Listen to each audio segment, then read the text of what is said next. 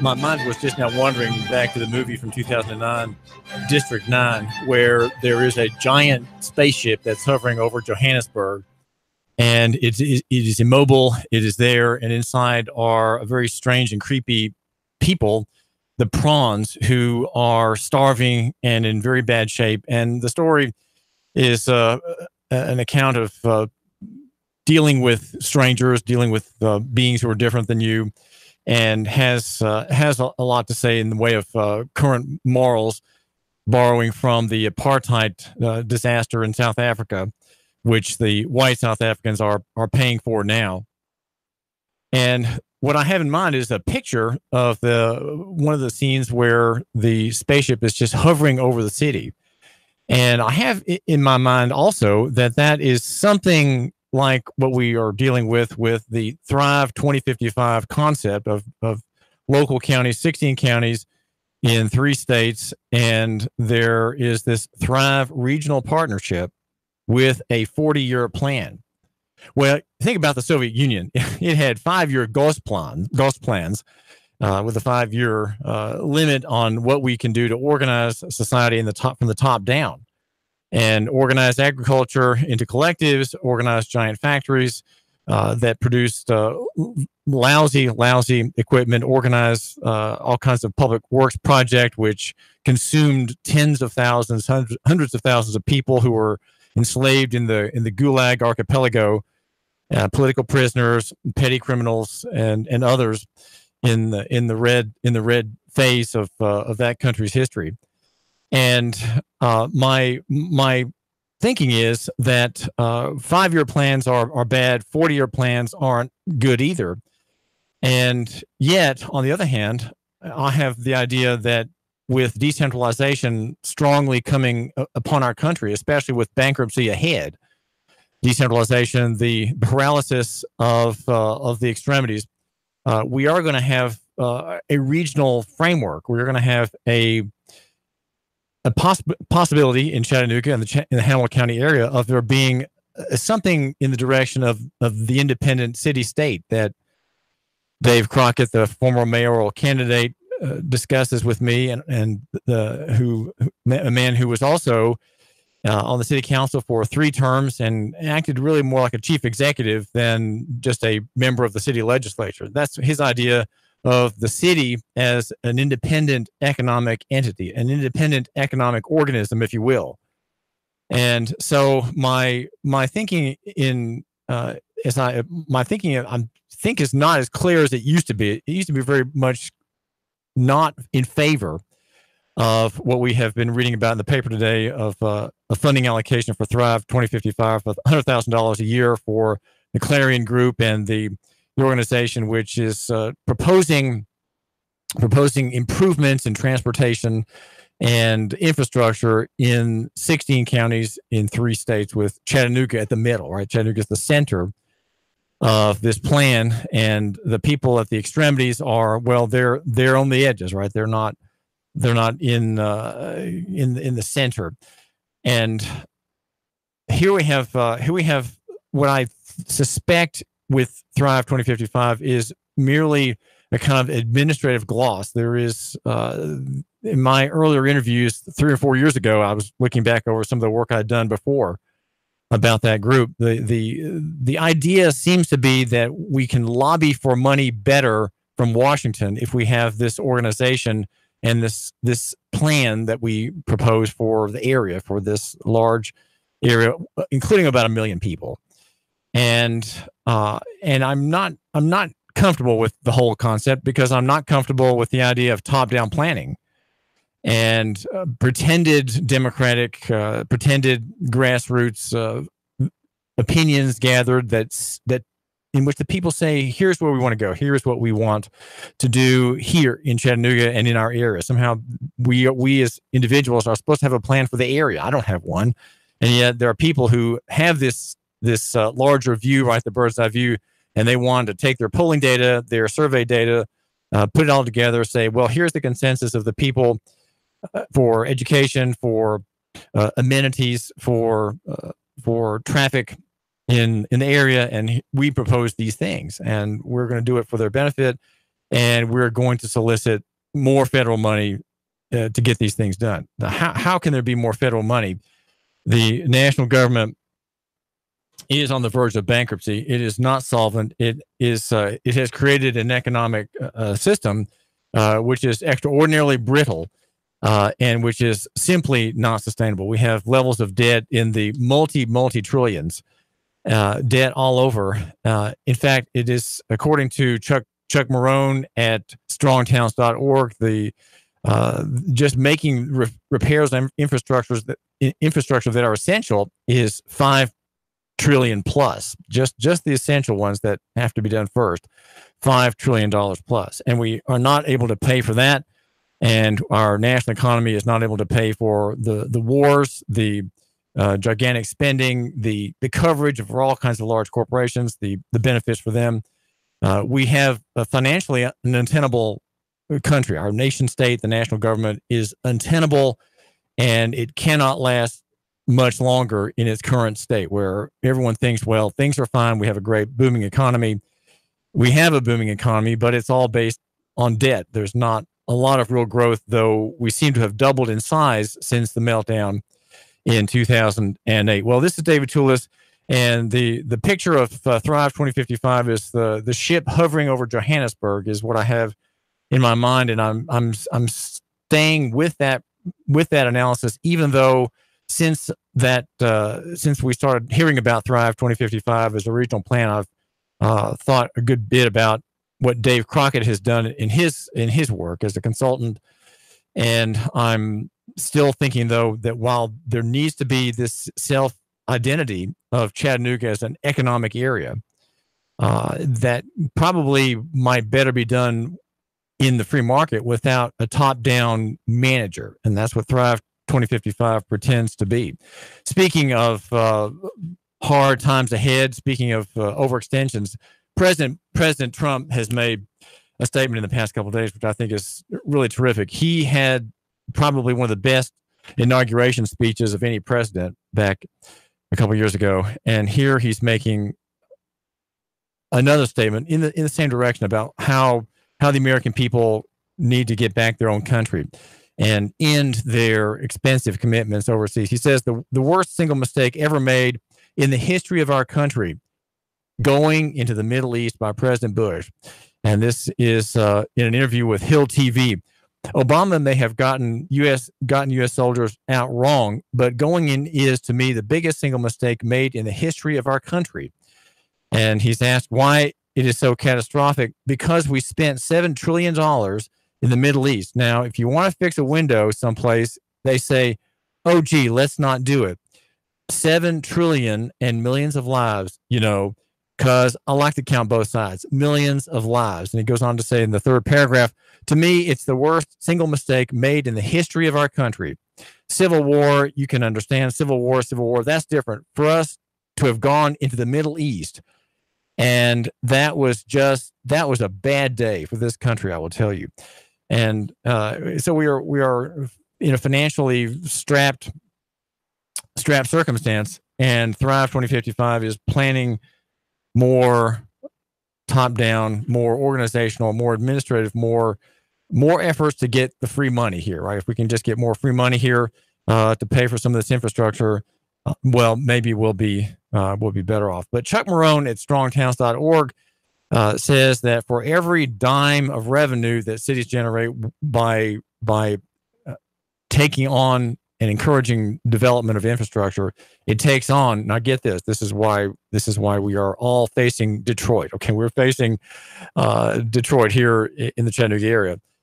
It takes on a city gets a dime in revenue and takes on $1 in liabilities, and these liabilities are not going to be paid for. They're not simply. They can't be paid for without astronomical increases in taxes, which the people are right to reject. Those taxes will not be raised, and so you're coming into a very, very narrow place.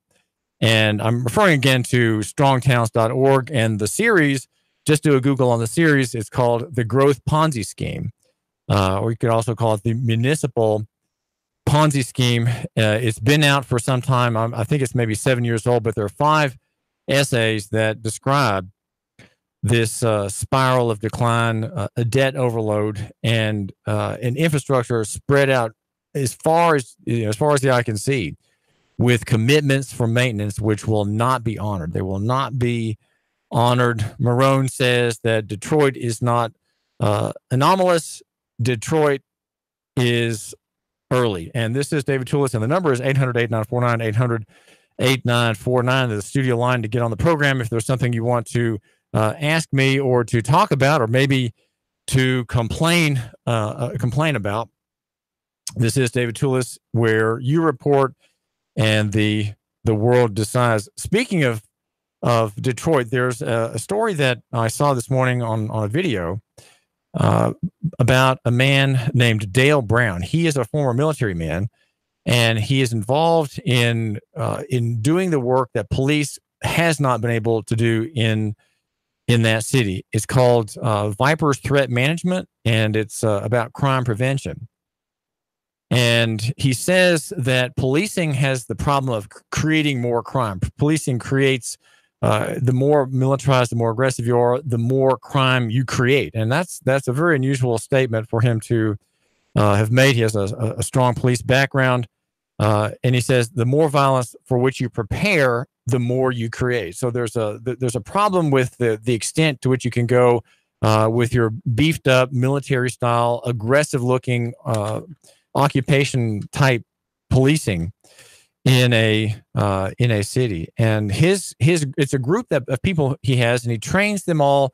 He takes people in his organization, and they train for safety. There's you might say there's some conflict training, training with arms, training with weapons. But the officers that he has are not sworn police officers. They're peace agents. They are peace agents, and they don't carry guns.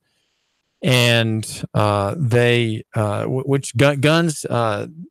Dale Brown in Detroit says guns are not necessary for personal safety. They do not enhance the safety of the officer, and he rejects any candidate with a military bearing, with a military background. If he hasn't overcome his military background and applies, and that shows itself, he rejects that person, and he terminates that person's involvement with his business. It is a business. And his goal, he says, is to make the world safer for nonviolence. And it's called Viper's Threat Management. And the goal is peacekeeping, not arrest and sending someone to the magistrate for a bond hearing, and then jail or giving business to the bonding industry. That is not the purpose. The purpose is to have people, when they're in an area protected by his group, under contract. The encounter is always by conversation. It's always it is not in the vein of encounter that Noah McLemore had on Highway 58 on, let's see what the date is. I think it was August the 3rd. And you can read that story at Nuganomics.com. My name is David Toulis, and the Noah McLemore story. I have more to report. I've done a transcript of the Facebook video, which runs about 8 minutes, and to just lay out all the dialogue of this encounter. The officer comes to creeps up on this man standing in his store. It's a kind of a rundown store, and just over the store, if you're leaving Highway 153 going down Highway 58, the store is on the left. There's as the road dips down. On the other side, I think is a pizza joint. And standing over the store are 2 giant billboards with the paper matted and kind of falling down, very, very shabby looking. And there's David Silver runs a barbershop next door to Noah McLemore. And there are a couple other small businesses, and there are on the same building in which Noah has his shop, there are 2 empties. So the officer is creeping up the side of the window pane where the empties are, and he is standing there smoking a cigarette, and she has her gun drawn. This is just that this happened is simply I'd say it's untenable. It is very military, very belligerent, and the officer should not be fearing for her life, right? And then she fears for her life. Point two, in that when she confronts him, and he has his camera running, he has his phone running, or she thinks he has it running the whole time, but he finally does get it to operate, and he records her demands for him to put his hands on the glass of his own store. The glass broke the next day, by the way, and the landlord is having to replace a giant pane that gave way under pressure. There was a crack in it, and when she ordered him to put his hands on the glass and then to pull his feet away from the wall and spread them so she could do a Terry pat down, that I think just probably caused it to break. The next day, there were pieces on the sidewalk when I came by. His name is Noah McLemore, and he happens to be a minority, but I'm not sure how important that is. But these kinds of things happen among minorities, right? And so she said, "Put your hands up and do me a favor and put your hands on the glass." And he says, "For what? For what?" "So I can pat you down." He says, "Okay, this is my business. I have explained it to you. This is my business. You won't let me go in there. My business license is there on the wall." And she says, "I understand that, but I'm just asking you if you could put your hands on the glass so I can pat you down." This is a man in front of his own store, right? This is not how the alternative peacekeeping operation would run. It would be simply coming up and having a conversation with Noah McLemore to find out how business is. Well, he hasn't been there for some time. The door's been locked repeatedly, and they've, officers on patrol notice these things, right? They notice who is where and what people are, in which businesses they connect cars with certain parking spots and certain locations. And so Noah had evidently was being met by someone who didn't know his routines, and was viewed with hostility and suspicion. No weapons, no pat downs, but just conversation. And let me just ask you, if you're coming upon, you're a police officer and you want to determine that this man rightly belongs here, how would you do it? What kind of questions? Now, the police want to know what kind of questions to make small talk would help them so that they don't have to pull their weapons out. What kind of questions would you ask? You, my listener, what would you propose? 800-8949, 800-8949. This is David Toulis. Now, we are hearing about price controls in North Carolina in the Florence aftermath, as it's called, and why is the marketplace not functioning as well as it should? Well, it's not functioning as well as it should because we have an intervention. We have a threat hanging over North Carolina, like the District 9 spaceship over Johannesburg. And that is a spaceship caused by the writing of his name on a piece of paper. The piece of paper is the price gouging statute that Governor Roy Cooper signed on the 7th of February to prevent the marketplace from working. Now, of course, that was not what he intended. He intended to prevent the rich from getting what they need first, and making sure that people cannot raise their prices and gouge and injure the public. That's what price gouging statutes have, is their righteous claim, right? They are a virtue that government is going to impose in the marketplace. We will not let prices rise in an emergency: flooding, storms, downed trees, beaten down houses, waterlogged retail sectors. We're not going to let prices go up because that would be an unjust advantage that this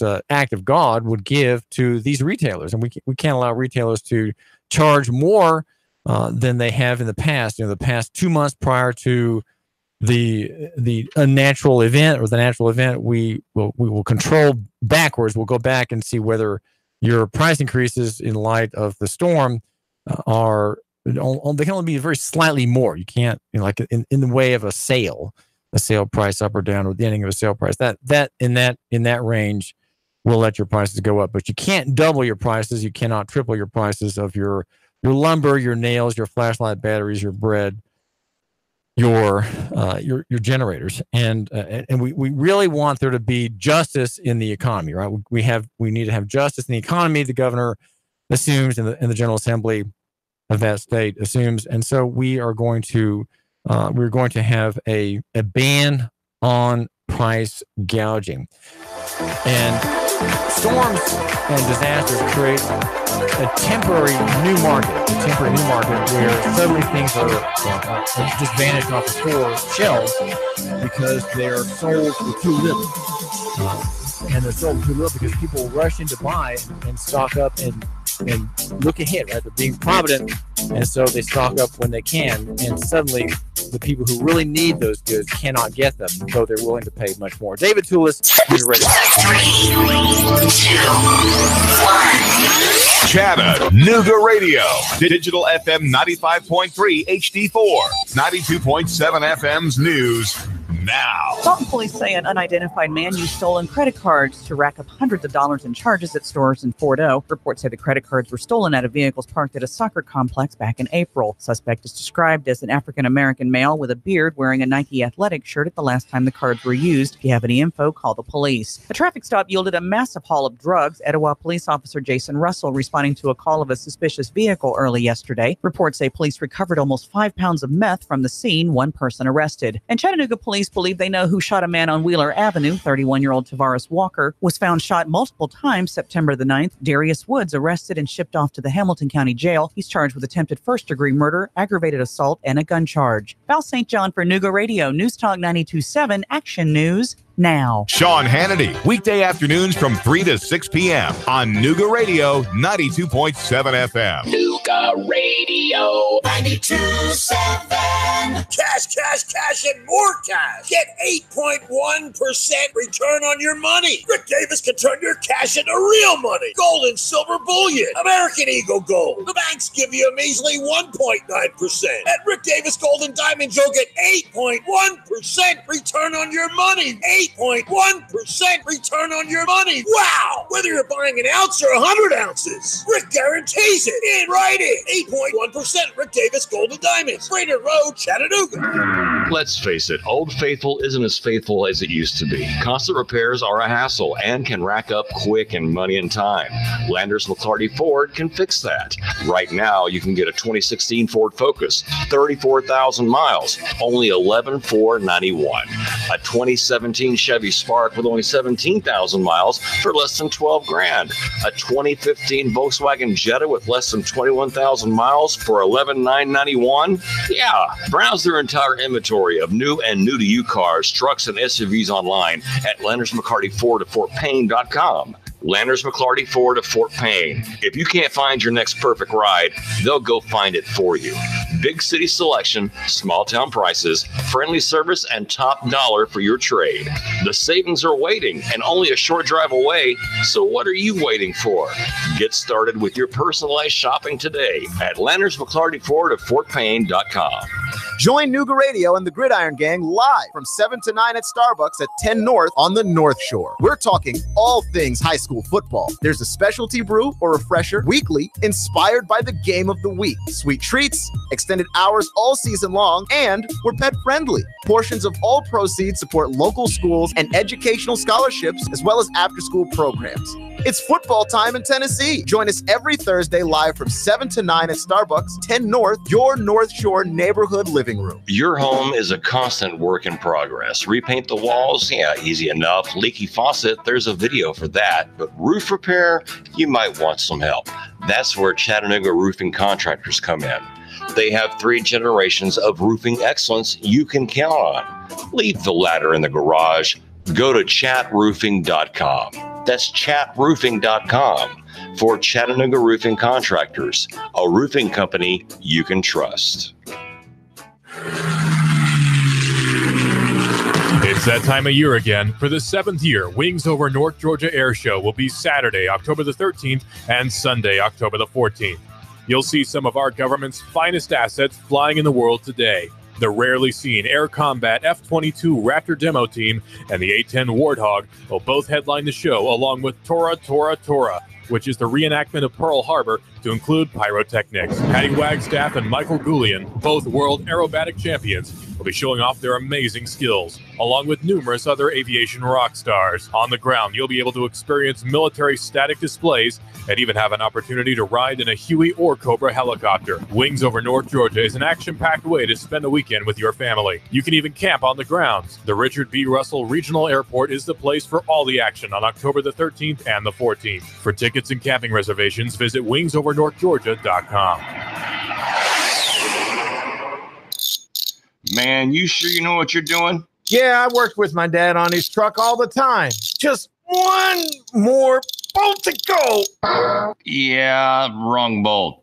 Today's truck ain't your daddy's truck. For repairs on today's vehicles, you need AMCO Transmission and Total Car Care of Chattanooga on Lee Highway. Stay on the road, not in the garage. AMCO Transmission on Lee Highway.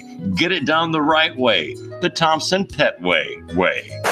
Yeah, I just put that anywhere. Join We've Got You Covered with Scott Schrader every Saturday from 10 to 11 on Nooga Radio. From finance to fixtures, we discuss everything you need to know about buying or owning a home, the pitfalls, the perks, and everything in between. Saturday mornings, 10 to 11, right here on Nooga Radio. Nooga Radio, Chattanooga weather. Expect mostly sunny and hot weather out there for your afternoon. Highs soaring into the lower 90s. Tonight, fair. Lows upper 60s to near 70. Continued hot, mainly dry on Friday. Highs up around 90 with a few widely scattered afternoon showers and storms moving back in Saturday. For lunch or dinner, come to Guthrie's, home of the original golden fried delicious chicken finger with their special world famous sauce. Open daily. Locations in Trenton, Signal Mountain, and Ringgold. Go get Guthrie's. It's always good. And I'm Sorgene 12 Chief Meteorologist Patrick Moore. Nooga Radio 92.7. Now, the smartest guy with a bow tie in Chattanooga, Tennessee, David Toulis.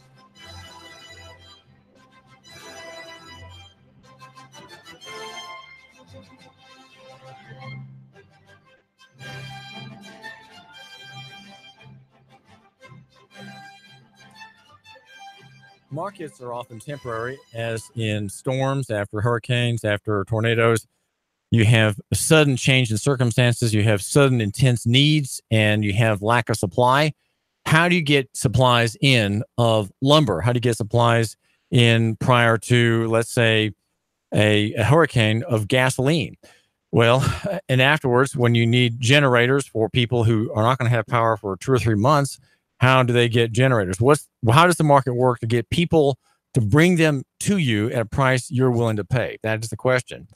Well, if you have a regime in your law that prohibits what's called price gouging, then you are making recovery more difficult and longer, and you are creating dissatisfaction and need that can't be met in your state. And that's what North Carolina has done with Governor Roy Cooper passing or signing into law a bill September 7 that prevents only the rich getting supplies. Right. That's why you have price gouging, making prices of your retail goods and services stay the same, preventing them from going up as they need to go up. Right. They have to go up because that is how the marketplace works. That is how the sum of all the actors in a market agree that certain things have to be more expensive, much, much more so when there is a crisis or a disaster. And they have to be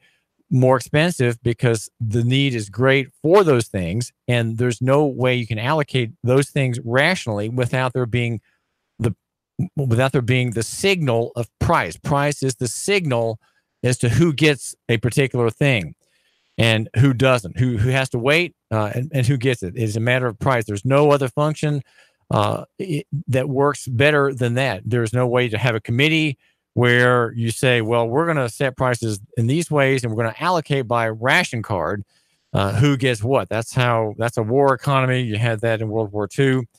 And whether it was tires or gasoline or certain goods like chocolate, it was all rationed by card, which of course created its own separate black market in cards and counterfeited cards or chits, if you will, that are the means of access to the purchase. Right, you pay the purchase price from the seller. He takes your money, and he takes the coupon that is your permission to buy that amount of butter or that amount of chocolate.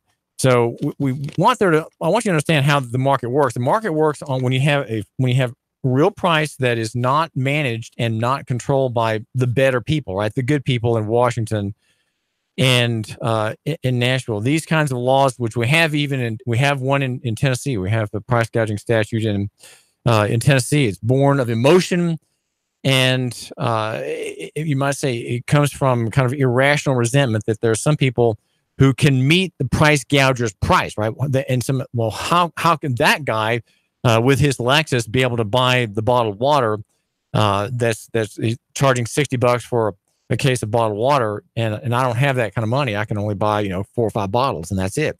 Well, you have this the scene in your mind that the rich man comes in and buys what he wants and goes, and then everybody else there's nothing left for them. Well, in fact, it doesn't really work like that. And human survival and the growth of that place after in the recovery phase has to involve prices that are rational. And rational, you say, what's rational? How does anybody know what rational is? Well, you see, the problem is no one knows, and you can't say what is rational. There's no authority that can say, well, this price is rational and that price is not rational, and therefore must be suppressed, or the seller or the service provider criminally charged and facing penalties per act, $5,000 per act of price gouging. Well, think for a second. Try to make this question practical. You have Hurricane Florence coming. Let's say it's a couple days before, and you're not on the ocean front, but you're, let's say, a few miles back, and so you're dealing with people who are going to be staying, but they are they're hunkering down, they're buying their supplies. Well, the supplies are short. You maybe didn't order enough stock. You thought you had, but it really is not enough. And so let's say a man comes in, he's got $100 on him, and you're charging $25 for a case of water. Of course, ordinarily a case of water would be $5, but here they're, well, I don't think you can legally charge more, but anyway, let's say it's $25 for a box of water, and you've got 4 cases left on the shelf. The man who has that money, he's got 3 kids. He will go ahead and buy all 4 of them for $100, though it's expensive for him. He says, well, I have children. I need to support them and protect them. So I'll take all of those 4, and that's all. And now you're out. So he walks out, gets into his pickup truck, and moves on. Now another man comes into your store. He's got 5 children, and he's got $100 too. Well, and there's no water to buy really at any price. He could have $1,000 and it wouldn't matter. He couldn't buy it because the man who didn't really need it that much got it at the lower price. So what really is best is if prices are free based on the players. The players are the manager of the store, the owner of the business, and they say, look, we need to be charging $60 for this case of water in this time, because that's the only way we can not run out. Now, the idea of not running out is important. If you run out, then you can't help anybody. You're just there with your cash register and empty rows. That's not what you want. You want to be able to have prices that go up so that you'll always have something available, because someone will need the thing that you have available and who'll be so glad to pay you the exorbitant amount. Where's the evil if that happens? Where's the evil? The seller of the goods he's made an allocation decision on price, and people even into the crisis can afford what they have, and he has the supplies. So the problem is the man who there's no wrong on any of the 2 men who came in. The man who with the 3 children who bought the 4 cases, was he being selfish? No, he was being rational. He was being rational given the price at $25. Had the price been $50 or $60, he might have said, well, okay, I'll just buy 2. Okay. That's rational too. So pricing makes people rational. But when you have a law that says, well, no, you can't raise the price more than 5 or 6% over the average price of this good in the past 2 months, well, you are interfering with something, and you are guaranteeing that there will be a shortage. And then the other problem is on resupply. Why would anybody come into a ravaged area in North Carolina in recovery and try to sell things and provide goods that people need, like, let's say, generators? Well, there is a man named John Shepperson who in Kentucky, back in this is a story at the Daily Bell. It's at LouRockwell.com this morning, and he's telling of a very bad experience he had in Kentucky with generators. He had 19 generators. He traveled 600 miles. He spent some money buying those generators. And this is David Toulis, and what's on your mind? Mr. Toulis, we argue this every time there's a natural disaster. So, hey, why make this any different, right? Go ahead. So you're meaning to tell me that Dollar General or the dollar store or Walmart that's selling water for $4.99 for 24 bottles during a natural disaster raises that to $30? That shouldn't be a crime, right? Right. Okay, I disagree. Because, first of all, they're a corporation. And the first thing a corporation is supposed to do is to operate in the best interest of the public. They exist by permission of the state. Actually, they're Frankenstein's monster. They're a creature of the state. And they have to follow all the rules and regulations governing state procedures and policies. They're slaves. Now, if you show up in your pickup truck and you want to price water at $30 for 24, that's up to you. But the second you become a corporation and licensed, which is permission to do something that would otherwise be illegal, you're under the jurisdiction of the state. You can't have it both ways.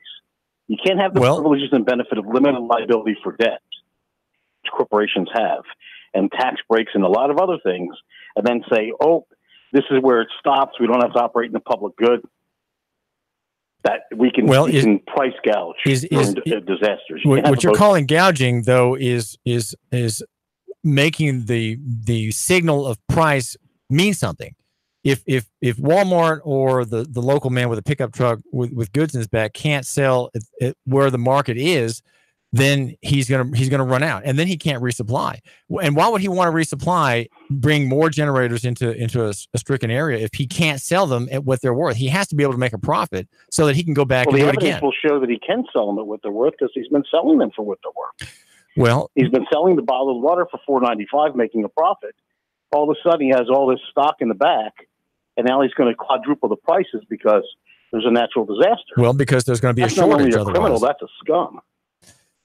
Well, but you're guaranteeing that he will run out very early in the crisis if you don't let him raise the price. Money get to have that. Say that again. If you're wealthy, you get to drink water. If you're poor, you don't. Well, it depends on if you have children, you're going to pay what you have to pay to get that water. But if you don't have the money, but like in my example, barely buy a gallon of gasoline. Go ahead. So the wealthy get to get whatever they want, or the middle class, or whatever they want, and the poor that are suffering because they're the ones that don't have the the insurance to cover their homes and everything else. Just let them drown. Let them not have electricity and their breathing machines or water, because we're going to take advantage of this the situation. Now, if government's not there to protect them, what the hell are we doing with government? I mean, why even have a government? Well, Mike, I mean, things have got to make sense. Like I said, you can pull up with your 18-wheeler, you David Toulis, with a load of generators and charge whatever you want. You can pull up with it, charge whatever you want. I'm doubling my money. Hey, listen, I'm tripling my money on a generator. I bought a generator for $200 and I'm selling them for $600 in North Carolina. And guess what? The people who are buying them from me are glad that I'm there. They're glad, and they want me to come back because they have neighbors. The difference: you're not a corporation. You're not okay. enfranchised. You're making the whole question of corporate status versus personal status kind of confuse the issue, Mike. Can we separate those two out? It's not confusing. There's a distinct, as in Hill versus Hinkle, there is a distinct difference between a corporation and an individual. The Supreme Court said that. Well, but listen, but Mike, the problem is that these individual may statutes stand upon his constitutional rights because the state didn't give him rights. The corporation may not, because the corporation has no rights. It only has privileges granted by the state because the state created them. They breathe life into the corporation. They're Frankenstein's monster. They can control not everything. I understand. Well, you might. I'm gonna cede to you halfway on this point regarding the corporation. Okay, but I'll take 50%. Okay, well, but Mike, I love your argument, though. I love your argument. I'm a free enterpriser. These statutes, though, prohibit anyone from doing that. You can't come in even as a private operator and say, I'm selling generators, I'm selling water, I've come down with 2 truckloads of plywood and nails and generator operated equipment to help you either rebuild or prepare for the coming storm. Those people are also viewed scurrilously and as the enemy of local economy in these places. So the problem is that we have intervention in the market, and we have price that is not allowed to go up when it needs to go up. These prices go up naturally by the arrangement of all the parties, whether it's the remote person who wants to come in and make a buck, right? That's a good motive to come into a stricken area with your goods making a buck. That's called supply, right? When there's sudden demand for something, people far away say, wait a minute, there's an opportunity here, right? They view a crisis as an opportunity. That's not wrong for them to do that. It's not wrong to see someone in distress and say, wow, I can help that person and I can make money doing it and sustain my business so that I can help the next person, right? Think of the wrecker industry. Are the wrecker industry, people in the wrecker industry, are they predators because they feed off of people who have disasters on the sides of highways? No, they are providing a service. And if there's sudden demand for their service, then you can expect the price should go up. Why? So that the service can be allocated in its most rational fashion. And the one who needs it least will wait for the price to come down, and then he will get his service, right? He'll get his good or he'll get his service when the price comes down. He's going to have to wait, but only he knows where that meeting point is, where price and time delay come together. And he says, okay, I can afford that, and I'm going to put my order in now. Well, this is David Toulis, and the number is 800-8949, 800-8949. You report, and the world decides. John Shepperson had his goods seized, and he was jailed for 4 days. And there are stories like that where state officials view people coming in with rescue, with in good intent to make a profit so that they can cover their expenses and justify being there, and they are viewed as criminals. And this is the kind of thinking that is very reactive. It's not a holistic perspective, right? It's not a free market perspective. So my argument here is that we're going to have more prosperity in Chattanooga, and you're going to have more prosperity if you understand that these are sort of life principles, right? They're very basic, they're very elemental. They're not taught, of course, in school, but they are ones that operate. And look in your field when you have a new gadget or a new product, suddenly there's demand for that, and the price goes up maybe for a while, but then it goes down as production is increased, right? Production increases, the unit cost goes down, and so as demand rises and falls, you have a nice meeting of the market, supplying the demand stimulated by newness, by advertising. And then you have a good which is just on the shelf, not remarked perhaps by the consumer. This is David Toulis. What is on your mind? Yeah, I want to make 2 comments about what Mike had to say. The first one I disagree with is he said corporations are there for the public interest. No, they're not. They're there for the stockholders. The stockholders are the ones to profit from the business that the company is doing. Number 2, if he's talking about this bottle of water in the back room that Dollar General has, all Dollar General has to do is put a sign up that says sold out. And that takes the supply away. So they can have the choice of selling it for more money or not selling it at all. That's all I had. I agree with you. The price gouging is not, there is no such thing as price gouging. It's a matter of free economy. Right. That's the free market. Well, listen, thanks very much for calling. You are right. Price gouging is just a way that it is a vocabulary of the despot and the tyrant. These people will use that kind of language, which is the language of envy. Another word like that is hoarding, right? If you are a person who is a hoarder, Maybe you're hoarding cash. Maybe you're hoarding gold, right? Maybe you're hoarding weapons. You're hoarding ammunition. You're hoarding MREs. You're maybe hoarding canned goods or gasoline. Anybody who's stocking up on anything can be viewed that way. And in times of national crisis, when you have a war, let's say, or an invasion, or you have a natural disaster, those kinds of fighting words, those kinds of words of envy come out of the mouths of officials who, of course, are always better than the marketplace. They're above the market. They're looking out for the poor. They're looking out for the disadvantaged. It's always with a kind of democratic flavor. We control these prices. We limit the free market. We limit all you people. We guarantee shortages. And we do that for the public good. We're doing it in the name of the people as a whole, and we want the poor people to have a supply, and we don't want anybody getting really rich off these circumstances. But the poor people are going to be in the back end, regardless of whether you have price gouging statutes or not. Often it's a matter of opportunity. Well, the man A came into the store with his $100 and buying the 4 cases of water, and he got it just because he was first. So the allocation there is a matter of the calendar and the watch. Whoever gets there first gets it. Is that a rational allocation? If you can rush to the store as the storm clouds grow dark on your horizon, you get there first and you get it at the fixed price. Is that a rational allocation? So that means the man who has the stronger car or the stronger shoulder to burst through the crowd, he's the one who gets the item that is limited and facing immediate shortage.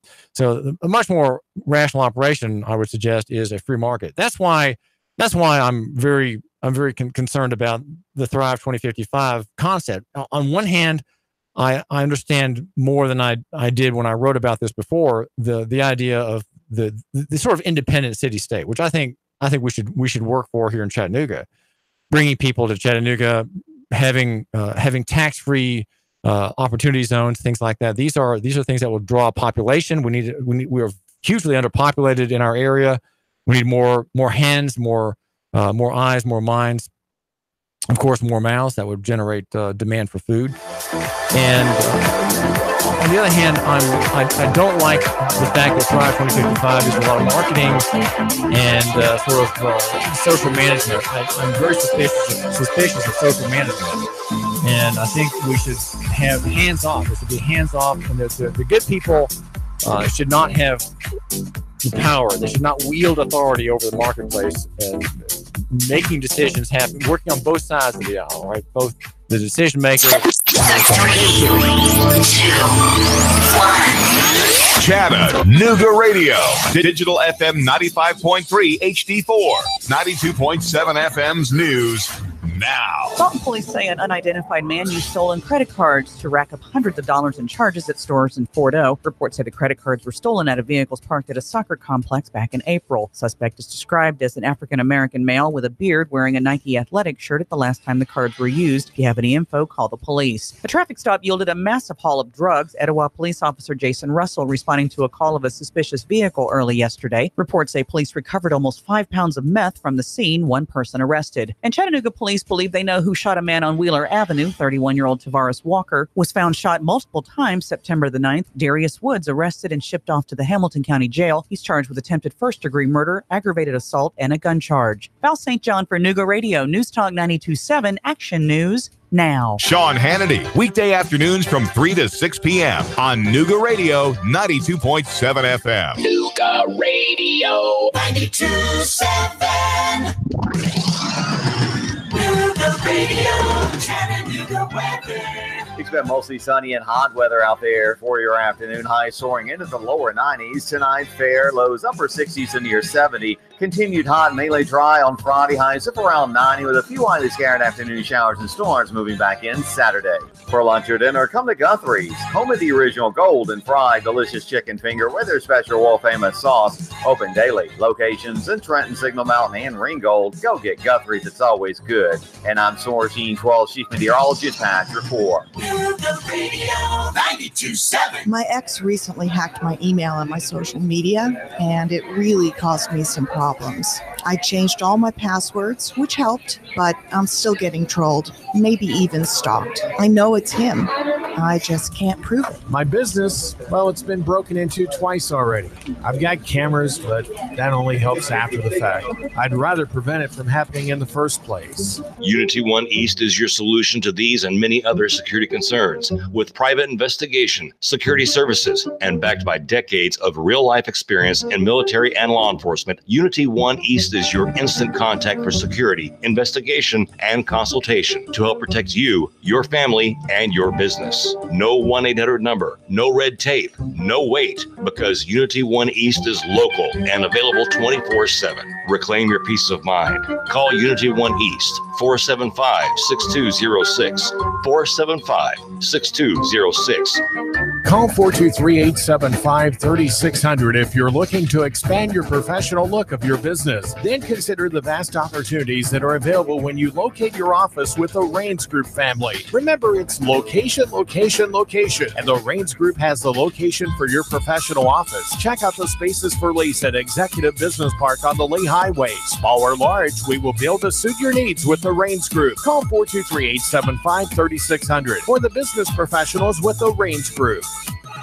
Nuga Radio. Are you brain dead? Still voting for pathetic liberals? Take 3 hours of Sean Hannity from 3 to 6. Nuga Radio. Then call us in the morning between 9 and 11. 92.7. Nuga Radio. Nuga Radio. Roar into Talladega. Hello? Who am I speaking with? Eric, you're our winner. Really? You'll receive tickets for all 3 races between the Camping World Truck Series, Xfinity Series, and the Monster Energy Cup races. Holy cow. In addition, you'll receive a 2-night stay at the Microtel Hotel and restaurant accommodations at 2 area restaurants. Nuga Radio. Roar into WPLZ HD4 Ottawa, W224AZ Chattanooga. Serving Chattanooga. Broadcasting live from the center of the universe, the Tennessee Valley's most listened to news talk station. Nuga Radio 92.7. This is CBS News on the Hour, sponsored by ZipRecruiter. I'm Jim Shannon. Time is running out for the accuser of Supreme Court nominee Brett Kavanaugh. Senate Judiciary Chairman Chuck Grassley has set a 10 a.m. Friday deadline for Christine Blasey Ford to announce whether she'll be attending Monday's planned hearing or not. More from correspondent Nancy Gordis. More than 1,000 of Ford's fellow alumni have now signed a letter to say they support her. Samantha Gary has known Ford since middle school. We have no doubt that this was, in fact, her experience, and I think she's detailed it admirably in the letter that she originally sent. Republicans say whatever Ford decides, they are moving ahead with their own investigation. They say aides interviewed Judge Kavanaugh under oath in private on Monday, and they appear to be preparing to hold a vote in committee on his confirmation next week. A shooting this morning at a Rite Aid distribution center near Aberdeen, Maryland. At this time, I can confirm multiple wounded and multiple fatalities. Sheriff Jeffrey Gaylor. The lone suspect in this incident is in custody and is in critical condition at a local hospital. WJZ-TV's Mike Helgren. We are seeing still some activity here. They're about, we're told, to open up the roads around here. They had been closed since this started. The sheriff saying that they responded to this scene within just 5 minutes. So we're told things are in small ways getting back to normal with them opening these roads again. And there's been no word on the identity of the suspect, only that it is a woman, and no motive has been given. There's been an arrest in Washington, D.C.'s Tuesday night stabbing death of 35-year-old Wendy Martinez while she was jogging, D.C. Police Chief Peter Newsham.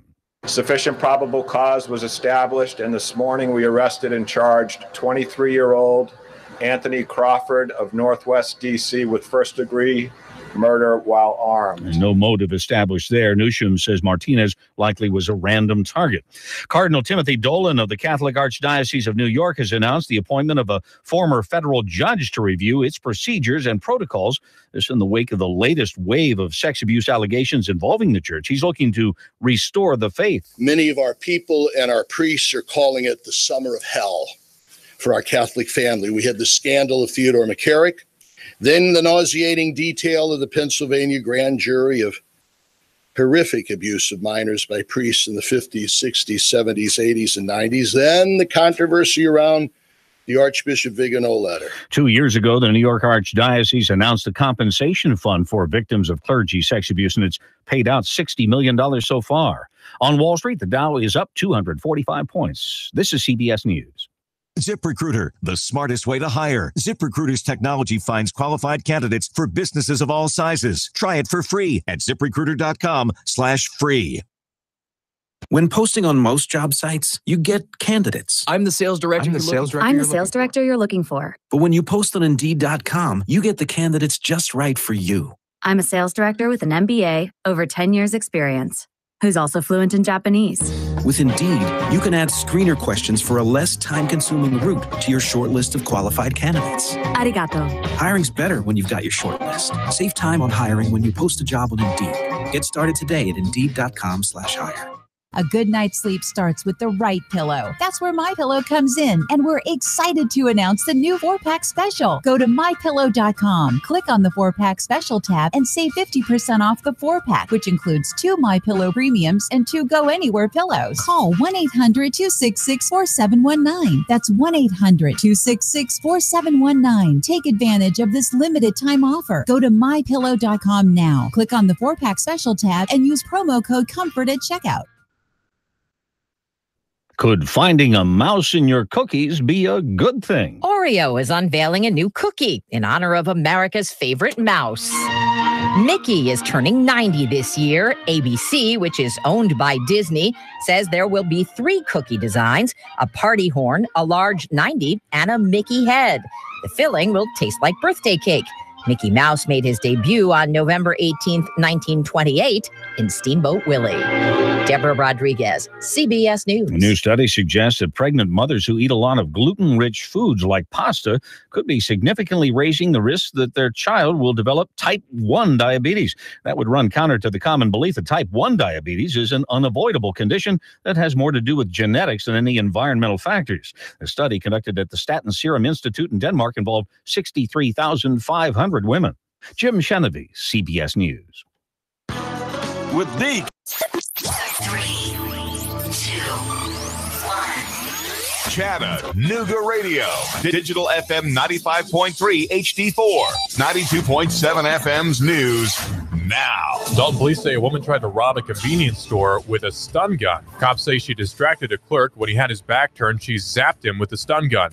The clerk was more angry than hurt, as deputies say he grabbed a broom and chased the woman out of the store. Lindsay Dean arrested. Chattanooga police believe they know who shot a man on Wheeler Avenue. Darius Woods was arrested and charged with attempted first-degree murder, aggravated assault, and a gun charge. They believe he shot 31-year-old Tavares Walker on September the 9th. A middle school student in Marion County was suspended after officials say he created a hit list with 6 names on it. The 6 victims were contacted by school administrators and talked to. Superintendent Mark Griffith said, "We want parents to know that safety is first and foremost in our school system." Construction is ongoing at the 2475 split on the East Ridge side. Expect delays. Russell Stroud, Nooga Radio News Talk 92.7 Action News now.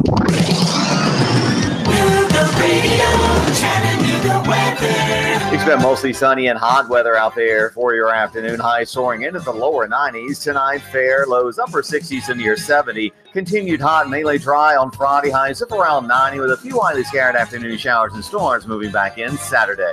For lunch or dinner, come to Guthrie's, home of the original golden fried delicious chicken finger with their special world famous sauce. Open daily. Locations in Trenton, Signal Mountain, and Ringgold. Go get Guthrie's. It's always good. And I'm Sourcine 12 Chief Meteorologist Pat Report. Radio 92.7. You hear that? That's the sound of power. The call of the open road. That is the newly designed 2019 Indian Chieftain Limited. Yeah, Indian. More than a bike, it's an experience and an American icon. And the place to find it, Indian Motorcycle of Chattanooga, along with their entire new 2019 line. Ready to answer that call? Go to Indian Motorcycle of Chattanooga. Just look for the sign on 153 and Nicola. Indian Motorcycle, the true American original. Join We've Got You Covered with Scott Schrader every Saturday from 10 to 11 on Nooga Radio. From finance to fixtures, we discuss everything you need to know about buying or owning a home, the pitfalls, the perks, and everything in between. Saturday mornings, 10 to 11, right here on Nooga Radio. If you want to discover the real hope for your life through inspirational music, relevant messages, and testimonies from others who have already found hope, then we encourage you to visit the second annual My Hope Conference, October 7th through 9th at Hickson First Baptist Church. Free admission and childcare is provided for kids up to pre-K, while those in kindergarten through 5th grade will attend the Kids Hope Rally. For more info, visit myhopeconference.com or call Hickson First Baptist Church at 423-877-2467. Sean Hannity, weekday afternoons from 3 to 6 p.m. on Nuga Radio 92.7 FM. Nuga Radio 92.7. Now, the smartest guy with a bow tie in Chattanooga, Tennessee, David Toulis.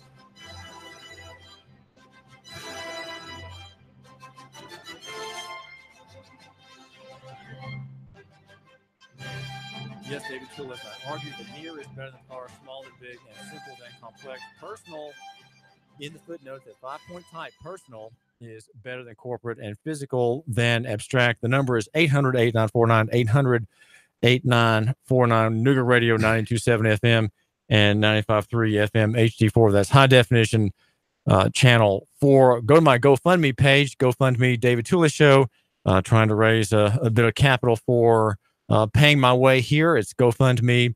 If you like the David Toulis Show, make sure you drop a dime on that and support David Toulis here at a commercial station.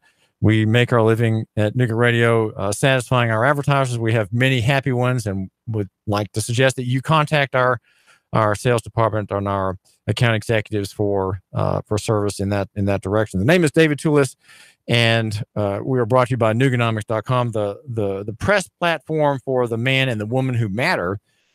We get into a lot of questions about the law, and I have a story today about what it is that Mark Gravett, the Register of Deeds, has in his records. And you might think, well, who cares about that? Well, there is a growing tiff between me and the Register of Deeds on the transportation administrative notice, and it is meeting some headwinds for TAN, and we are going to find out more about that and see what will happen. But he has no discretion in putting that into the public record. David Toulis here. Now, I've got a secret that I want to lay out before you, and the secret is one that you'll want to know about and remember when you are traveling down the road. Maybe you're driving and you have a problem with your car, and you are in a remote place possibly, and a police officer comes up and says he's there to help you, right? You've got some serious problems, and you've got in your billfold, you have a business card like I have in mine. You have in your billfold a business card from, let's say, Yates Towing and Recovery, right? Doug Yates Towing and Recovery, the big firm here in town, because that's the one you need to call if you have a problem. The officer, though, you forgot you had it in your billfold. You just forgot you had it there, and the officer asked you a question. The question is, would you like me to call the towing service? And Shannon Yates, what is the answer? What should the answer always be? Oh, well, David, you always want to make a request if they give you the choice. Unless you've been arrested for a DUI or some kind of crime, you should always have a choice of who you want to tow your vehicle. That way, you're not having to go through a rotation list, a state rotation list, police or city Chattanooga police rotation list. What is that? What do you mean rotation list? What does that mean? Each municipality in this area has a list that certain towing companies own, and if someone doesn't have a preference, they call that next list record. But in order to be on that list, you have to have twice as much insurance, liability. You have to respond within 30 minutes, 24 hours a day, 7 days a week, snow, sleet, rain, 100-degree weather. Whereas if you call that towing company, whether that's XYZ Towing or anybody, you're going to be better off dealing directly with that towing company, because at that point they could, say, hey, we'll be there in 45 minutes or maybe an hour. And you can make arrangements where if you don't do that, that towing company has to respond in 30 minutes. I mean, if you go with the one the police officer calls for you, if you accept his favor, you're going to pay maybe double. Yeah, you will pay double. You won't pay $75 for a tow into your garage. Let's say in Hickson, you'll be paying $140. Depends on where you're at. Each one of those municipalities they regulate the price. They put a cap on it. Basically, they don't tell you have to charge that amount, but they tell you can't charge any more than that. I guess like your earlier caller was talking about in the crisis, it kind of stops that from happening in a snowstorm or something like that. And the reason the price is more is obviously there's more requirements. And, I talked to you earlier about a hot topic right now is these abandoned vehicles.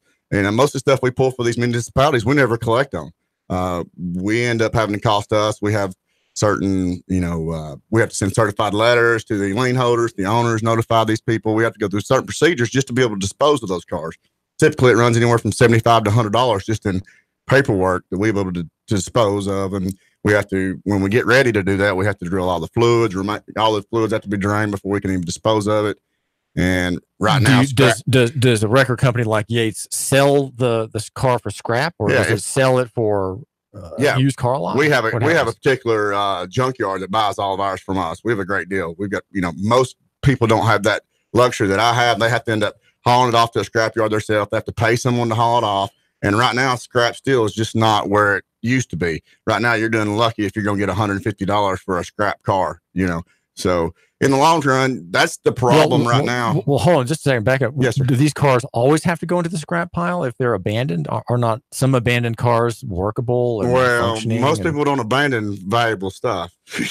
So typically what we get your 1980s or 90s models car that are on their last leg that no one really wants. That's the ones that don't come back. They don't have any Sabre. All right, they don't have insurance on it because the insurance premium is more than the value of the vehicle.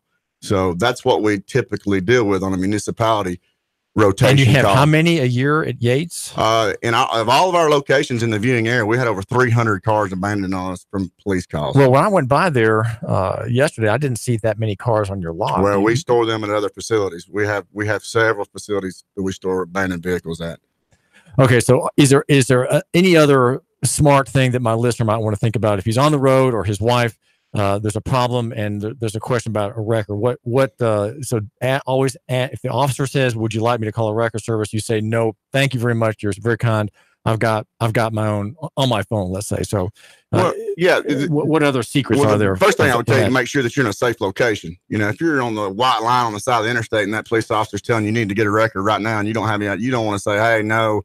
At that point, you may want to, get to a safe location and get with that police officer and let them handle it. So, but if it's where you're in a safe location and you're not at a danger, then at that point, you should contact your own provider that you know or that you know of. It's just like anything in a doctor bill or insurance. They have recommended doctors or insurance companies that they want you to use that are cheaper versus if you go to just any doctor, you're going to pay more. Now, my listener has a family car, and you're the son of Doug Yates, the founder of Doug Yates Towing and Recovery, probably the biggest towing company here. Do you handle ordinary little jobs like my listener in his pickup truck stuck on the side of a road?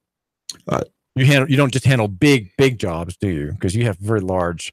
You have rotator wreckers, the giant wreckers. In your business. Yeah, we run a very diverse business. We do everything from towing small cars to large semis. We do hazmat fuel cleanup. We do road service, mechanical repair. We're very diverse in what we do. Well, how did you all get started? My grandfather started the business in 1946. He started out as a mechanic at Newton Chevrolet. Went in on his own. He was an entrepreneur, basically. Started his own repair shop.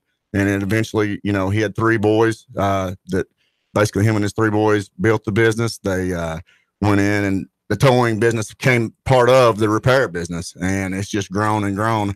I'm actually a third generation and my son actually works now with a fourth generation. So, and how many children do you have? I have 4 children. So one in the family business. One right now in the family business. Is he the eldest or? He is the second oldest. My oldest is she's at Belmont right now. Still in school. And so there's some younger ones don't care what dad does, don't really want to be around the plant. Yeah, not yet. We'll see. They're still really young. So hopefully. Well, a business that diverse has many different kinds of jobs in there for the mechanical minded, the technical minded young person, maybe for an internship. And then you have office things you have to do, right? There are all kinds of assignments. We're a small business, family owned, but we're right approaching 50 employees. We've grown leaps and bounds in the last 10 years. We're fixing to expand our offices. We're constantly hiring, trying to find qualified drivers, which is really tough in this day and time. Well, you say you're expanding. You mean to other cities? We are expanding to other cities, and our main location on 23rd Street. We're adding more office space. We actually just purchased some property in Jasper, Tennessee. So we're going to be expanding there and looking to expand in Cleveland, Tennessee. Now, is that so you can have Cleveland and Jasper business without having to have someone drive all the way up there to service someone, right? Yeah, exactly. Like exactly. A base. Yeah. And we have a huge customer clientele that, right now, if they have an accident over towards Mont Eagle Mountain, the police, a lot of times, even if they request us, they don't want to wait for us to drive from Chattanooga to Mont Eagle. And we hate to lose a good customer that we've been doing business with for 40 years because they don't want to wait to whether if we had a place in Jasper, we could respond quicker. Now, you were saying that the towing industry, Shannon Yates, is heavily regulated. Talk a little bit about that. You're one of the few industries that is heavily regulated, but doesn't get, you might say, subsidies like other industries do, like the police industry or the fire industry. Exactly. Yeah. What kind of rules do you face? I know you have city ordinances that you're bound by. There's our Beer and Record Board in Chattanooga. Yes. There's the Department of Safety and Homeland Security enforces Title 55 on your business. What does that involve? What kind of structures are there? Definitely there's permits and regulations, but I'd like to kind of go into you start out making this topic. If we go out here on an accident scene, we're kind of I hate to say the word, but we're a dying breed. When we go out there on that, we're the only entity out there on that accident scene that's not government funded. Everything you see on that wreck scene out there is funded privately from that towing company. Fire, police, ambulance, all those guys are on call 24 hours, 7 days a week, just like we are, but they get government funding. We have to be on call 24/7. We don't get any help like that. We've been regulated. Do you have to be by law? By law? No. Okay. But if you want to be on that list, to be able to service your customers, you have to in our industry. Industry wide throughout the country, the regulations have just started just really, really, as far as permits, just like the state list, just this past year to have a heavy duty record, which heavy duty is the larger records on the list of state of Tennessee, it's now $500 a year per truck, where it used to there wasn't a permit fee. And you have you told me more than 40 vehicles, is that right? Yeah, 40 power units, what we call it. We have a lot more than that as far as trailers and stuff like that, but we have everything from road service trucks, to go out and change tires, do boost offs, from your smallest wrecker, a flatbed that you see running up down the road a lot, up to, some of these big semi wreckers that we have that rotate like a crane. So how much does one of those big ones cost? They're approaching $1 million right now. And how many do you have? When I was there, asking for you or your dad, there were, I think I saw about 5 there along the office entryway. The 4 actually. Yeah, the HD trucks, which are the big semi trucks, we have right now right around 10 of those type trucks, and we just now purchased 8 new smaller trucks to add onto our fleet. Well, what kind of accidents have you dealt with, Shannon Yates, that have come to my listeners' notice? Were you involved in the Brewer crash at the Ottawa exit? The Josh Brewer criminal case came from that. Were you involved maybe in the Woodmore bus crash, which is a noted accident in the area? Yeah, we weren't involved in the one up there, the first one you mentioned, but we were in the Woodmore bus crash. That's a lot of things that people don't realize. We're a first responder too. We see the stuff, the same things that we all have nightmares about. And you picture the worst that you can imagine. You picture in the Woodmore wreck. We deal with that daily. That's another thing. I don't have the staff or the funding. All those guys that deal with that stuff, they get sent to, I guess, like a rehabilitation, or they get to go to classes to deal with what they see. My guys, we don't psychological help after the scene. Exactly. So we try to shelter our employees from that as much as we can, but there's just times that we can't, because we're there. We see it all, and we deal with it hands on. The number is 800-8949. Call me if you have a question or you want to discuss anything at all. We're talking with Shannon Yates at Doug Yates Towing and Recovery. Well, describe, if you would, the scene at the Woodmore bus crash. Were you there, or were you just hearing reports? No, I was there. I was definitely one of the first ones there. Me and my dad and my son. So we're basically the family owners of the business. Us 3 responded because same reason I didn't want to expose a lot of my employees to something, because we didn't know what we were getting into. I don't want to get into a lot of details, but it's something you don't ever want to see. We, at that time, they weren't sure how many children were still under the bus, until we pulled it away from the tree and stood it up. It's just something that you don't want to ever see. It's the worst, your worst nightmare. Let me ask you this. Were you moving the bus while there were bodies inside it still, or were all the bodies extracted what they first knew before you moved the whole thing? They had removed everything that they knew. They weren't sure if there were still children trapped under, and thankfully there was not, but there was, obviously there's, I don't want to get into a lot of details, but yeah, it's how many of your large wreckers did you have to lift the bus onto the back of the truck? It was a flatbed truck that came, right? Yes, that particular job, we used one of the big rotators that you were talking about, one of the $1 million trucks. We used just that one truck because that truck can do the work of 3 other trucks, quickly. And it picked up the whole bus. All the wheels off the ground. Yeah, those trucks are rated at 75 tons, 150,000 pounds. So you're looking at that bus probably weighed 30,000. Wouldn't even weigh that. Probably in the 20s. What, a 15-ton bus and being picked up by a 75-ton, basically crane. And that bus was so mangled that we couldn't tow it, so we ended up putting it on a flatbed and tarping it, and and impact. We all remember seeing the pictures of that on television. And where is that carcass now? It's still being stored in impound. I think it's still in an investigation. So yeah, it's not on your. It's not at my local 23rd Street. No.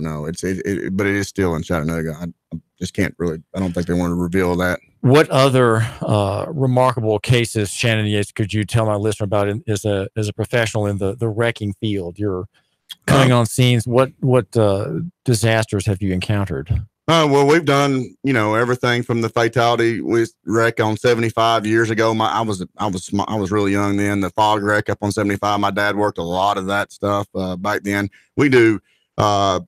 That had about 25 people killed, involving maybe 70 cars. I can't remember if it was that many, David. I don't think it was 25, but like I said, I was really young back then. I was thinking it was a little bit less than that, but it was very, very. It was a bad accident. And just remind my listener what happened, Shannon. Yes, there was the fog that rose from the pools near the Bowater plant, Bowater paper mill. Yes. So there was condensation, and then I guess just pollution, and it made this impenetrable fog across the interstate.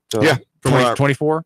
No, that'd be 75. Yes, sir. Okay. Yeah, and it just I guess once one accident happened, it just caused a chain reaction. No one had time to get stopped, and I think it was somewhere around 100 vehicles that was involved in that accident. But we do typical stuff like that all the time. That's typical. That's what we do every day. We get everything from bulldozers stuck in the mud to farm tractors to even somebody's lawnmower being stuck. You'd be amazed at the things that we do. We do trees falling on houses. We recently just did a boom truck turned over on a house, a big crane. If it has wheels and it rolls down the road, and we do it. Is there any misconception that my listener might have that you would want to address on how long it takes to clear an accident? Sometimes I have the impression that the scene is coagulated, is hard, and it hasn't been loosened up longer than it needs to be. Is that true, or are all the parties involved in an accident and a cleanup rushing to get the wreck out of the way, the glass cleaned up, and the road cleared, or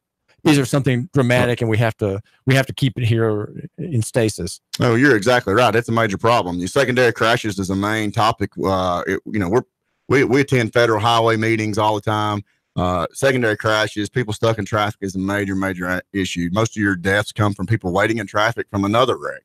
So there is, the city of Chattanooga has a great program. It's an incident management program where they try to, guarantee that the road will be cleared in 90 minutes. That doesn't always happen.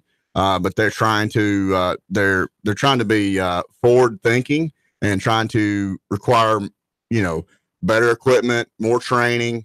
So the goal of everybody involved, the state actors and the private actors, you're on the private side, the goal is to get the accident cleared as quickly as possible. Absolutely. In years past, that towing companies for history, they've always been billed by the hour. So your incentive to go out there and hustle and get that road open faster and faster, it's not good business ethics. So the cities went in and they've actually did a price regulation that's based on price per pound by what the truck weighs. So there's no incentive to drag your feet and bill by the hour. So you want to get there and get out as quick as possible and not lose revenue for you, because at the end of the day, you are in business to make money. But at the same time, you want to be saving lives out there. So that the city of Chattanooga is very, very streamlined in what they're trying to do with that. This is David Toulis, and we're talking with Shannon Yates. And if you're just joining us, the tip of the day would be that if you are on the side of the road with your car not working and you're going to need towing services, the officer comes to you and says, "Ma'am or sir, would you like me to call a towing service for you?" You might have a gladdened sense in your heart that, well, that's a very kind favor for him to offer. But the answer should be, again, what's the answer, Shannon Yates? I have my own towing company that I use. Okay, yeah, definitely. But no matter who it is, I always try to make a request for someone. In other words, have your own selected towing party. I have one in my billfold. Doug Yates, of course, runs the towing service here. And the reason is that if you call yourself, you will be paying half of what you'll pay if the officer or the trooper makes the call, because to be on the towing rotation is much more expensive. Shannon Yates, thanks for joining us. All right, no problem. Appreciate it, David. And how can my listener get a hold of you? You can call our office at 423-629-6621, or you can check us out on Facebook and you can message us through there. You can call and ask me. I'm there every day. David Toulis, New York Radio, and we are brought to you by Nuganomics.com. Check out my GoFundMe page to hear about what I'm trying to accomplish here on the show and support me, David Toulis. 3, 2, 1. Chattanooga Radio. Digital FM 95.3 HD4. 92.7 FM's news now. Dalton police say an unidentified man used stolen credit cards to rack up hundreds of dollars in charges at stores in Fort O. Reports say the credit cards were stolen out of vehicles parked at a soccer complex back in April. Suspect is described as an African-American male with a beard wearing a Nike athletic shirt at the last time the cards were used. If you have any info, call the police. A traffic stop yielded a massive haul of drugs. Etowah police officer Jason Russell responding to a call of a suspicious vehicle early yesterday. Reports say police recovered almost 5 pounds of meth from the scene, one person arrested. And Chattanooga police believe they know who shot a man on Wheeler Avenue. 31-year-old Tavares Walker was found shot multiple times September the 9th. Darius Woods arrested and shipped off to the Hamilton County Jail. He's charged with attempted first-degree murder, aggravated assault, and a gun charge. Val St. John for Nuga Radio, News Talk 92.7, Action News now. Sean Hannity, weekday afternoons from 3 to 6 p.m. on Nuga Radio 92.7 FM. Nuga Radio 92.7. Cash, and more cash. Get 8.1% return on your money. Rick Davis can turn your cash into real money. Gold and silver bullion. American Eagle Gold. The banks give you a measly 1.9%. At Rick Davis Gold and Diamonds, you'll get 8.1% return on your money. 8.1% return on your money. Wow! Whether you're buying an ounce or 100 ounces, Rick guarantees it in writing. 8.1% Rick Davis Gold and Diamonds. Brainerd Road, Chattanooga. Let's face it, Old Faithful isn't as faithful as it used to be. Constant repairs are a hassle and can rack up quick and money and time. Landers McClarty Ford can fix that. Right now, you can get a 2016 Ford Focus, 34,000 miles, only $11,491. A 2017 Chevy Spark with only 17,000 miles for less than $12,000. A 2015 Volkswagen Jetta with less than 21,000 miles for $11,991. Yeah, browse their entire inventory of new and new-to-you cars, trucks, and SUVs online at Landers McCarty Ford of FortPayne.com. Landers McClarty Ford of Fort Payne. If you can't find your next perfect ride, they'll go find it for you. Big city selection, small town prices, friendly service, and top dollar for your trade. The savings are waiting and only a short drive away, so what are you waiting for? Get started with your personalized shopping today at Landers McClarty Ford of FortPayne.com. Join Nuga Radio and the Gridiron Gang live from 7 to 9 at Starbucks at 10 North on the North Shore. We're talking all things high school football. There's a specialty brew or refresher weekly inspired by the game of the week. Sweet treats, extended hours all season long, and we're pet friendly. Portions of all proceeds support local schools and educational scholarships as well as after-school programs. It's football time in Tennessee. Join us every Thursday live from 7 to 9 at Starbucks, 10 North, your North Shore neighborhood living room. Your home is a constant work in progress. Repaint the walls? Yeah, easy enough. Leaky faucet? There's a video for that. But roof repair? You might want some help. That's where Chattanooga roofing contractors come in. They have 3 generations of roofing excellence you can count on. Leave the ladder in the garage. Go to chatroofing.com. That's chatroofing.com for Chattanooga Roofing Contractors, a roofing company you can trust. It's that time of year again. For the 7th year, Wings Over North Georgia Air Show will be Saturday, October the 13th, and Sunday, October the 14th. You'll see some of our government's finest assets flying in the world today. The rarely seen Air Combat F-22 Raptor demo team and the A-10 Warthog will both headline the show, along with Tora, which is the reenactment of Pearl Harbor to include pyrotechnics. Patty Wagstaff and Michael Goulian, both world aerobatic champions, will be showing off their amazing skills, along with numerous other aviation rock stars. On the ground, you'll be able to experience military static displays and even have an opportunity to ride in a Huey or Cobra helicopter. Wings Over North Georgia is an action-packed way to spend a weekend with your family. You can even camp on the grounds. The Richard B. Russell Regional Airport is the place for all the action on October the 13th and the 14th. For tickets and camping reservations, visit wingsovernorthgeorgia.com. Man, you sure you know what you're doing? Yeah, I worked with my dad on his truck all the time. Just one more bolt to go. Yeah, wrong bolt. Today's truck ain't your daddy's truck. For repairs on today's vehicles, you need Amco Transmission and Total Car Care of Chattanooga on Lee Highway. Stay on the road, not in the garage. Amco Transmission on Lee Highway. Get it done the right way. The Thompson Pet way. Yeah, I just put that in. Join We've Got You Covered with Scott Schrader every Saturday from 10 to 11 on Nooga Radio. From finance to fixtures, we discuss everything you need to know about buying or owning a home, the pitfalls, the perks, and everything in between. Saturday mornings, 10 to 11, right here on Nooga Radio. Nooga Radio, Chattanooga weather. Expect mostly sunny and hot weather out there for your afternoon. High soaring into the lower 90s. Tonight, fair. Lows upper 60s to near 70. Continued hot, mainly dry on Friday. Highs up around 90 with a few widely scattered afternoon showers and storms moving back in Saturday. For lunch or dinner, come to Guthrie's. Home of the original golden fried delicious chicken finger with their special world famous sauce. Open daily. Locations in Trenton, Signal Mountain, and Ringgold. Go get Guthrie's. It's always good. And I'm Sourcine 12 Chief Meteorologist Patrick Moore. Nooga Radio 92.7. Now, the smartest guy with a bow tie in Chattanooga, Tennessee, David Toulis.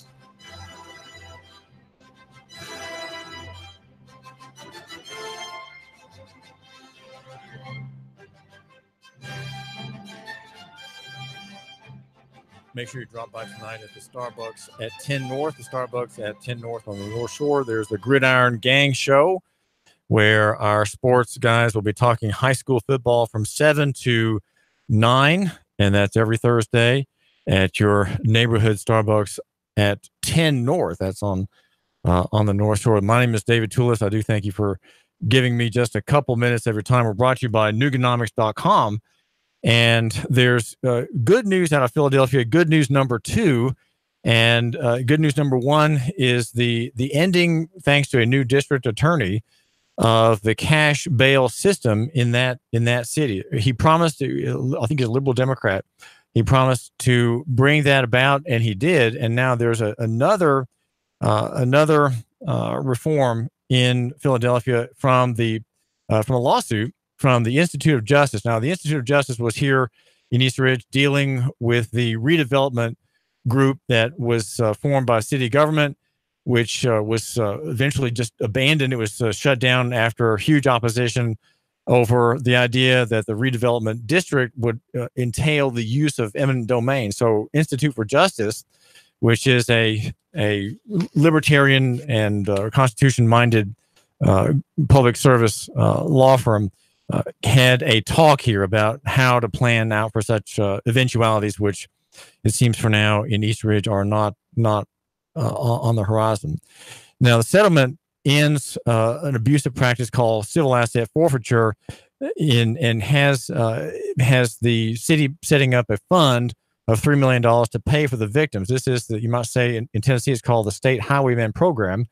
It has been brought under some control by recent action in the General Assembly. But here in Philadelphia, there is a settlement, and the attorney is Darpanis Sheth, who is the senior attorney at the Institute, said for far too long, Philadelphia treated its citizens like ATMs, ensnaring thousands of people in a system designed to strip people of their property and their rights. No more. Today's groundbreaking agreement will end years of abuse and create a fund to compensate innocent owners. And the people who brought the suit, Markela and Chris Sorovelis, had their house stolen from them from a case against a son who had a minor drug possession case against him.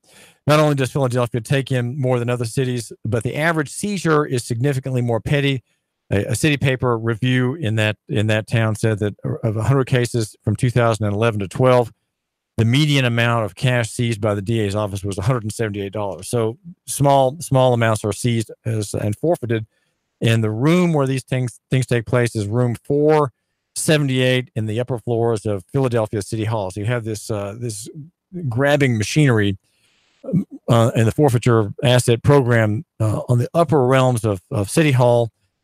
And there is a binding consent decree that Philadelphia will no longer seek property forfeitures for simple drug possession and will stop seizing petty amounts of cash without accompanying arrests or evidence in a criminal case. So in other words, they can't just take your money from you because, well, we're not sure where it came from and we don't trust you and we think you're probably kind of shady and you probably have that as fruit of drug related activity. So we are going to take it from you. And as many as 500 homes a year were stolen by the city.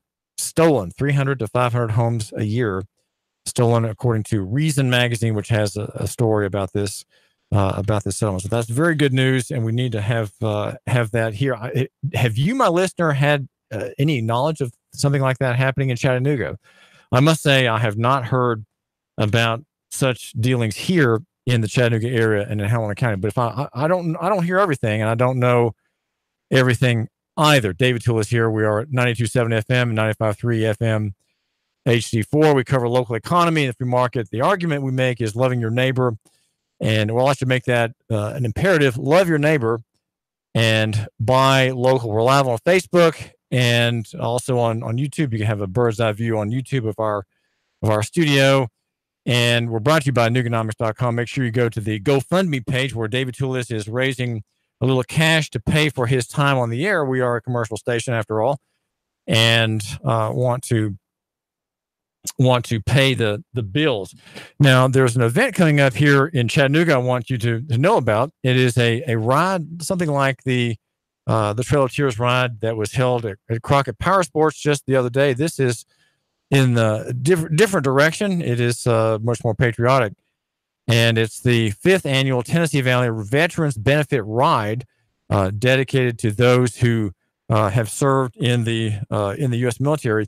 Now, Gary Reeves, you're a truck driver, and you're involved in this project, even though you're not a military veteran yourself. Neither am I. Just so you, the listener, know what is happening coming up on October the 6th, Gary. Well, David, that Saturday morning, Anchor of Hope Baptist Church has allowed us to use their facility. We'll be having coffee and donuts that Saturday morning from 8 to 9.